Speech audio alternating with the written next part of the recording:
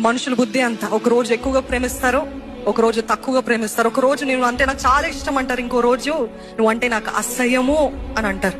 ఈ రోజు మనుషులు ప్రేమ అలాంటిది. కానీ ఆ యేసయ్య ప్రేమ నిన్న నేడు నిరంతరము మారని ప్రేమ. ఆయన స్వభావం ఏంటి తెలుసా అండి? ఉన్నవాడను అనువాడను. ఆయన మారడండి.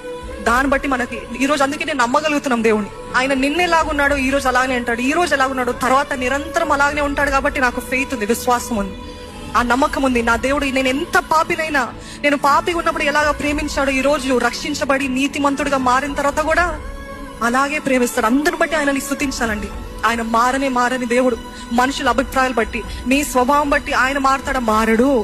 అందుకని ఆయన యందు ఆనందిస్తూ, దేవా నీ వంటి దేవుడు ఎవరు లేరయ్యా, నీలాగా ఎప్పుడు ఒకేలాగా ప్రేమించే దేవుడు ఎవరు లేరయ్యా. నేను ఉన్నది ఉన్నట్టుగా నన్ను ప్రేమించే దేవుడు ఎవరైనా ఉన్నారా?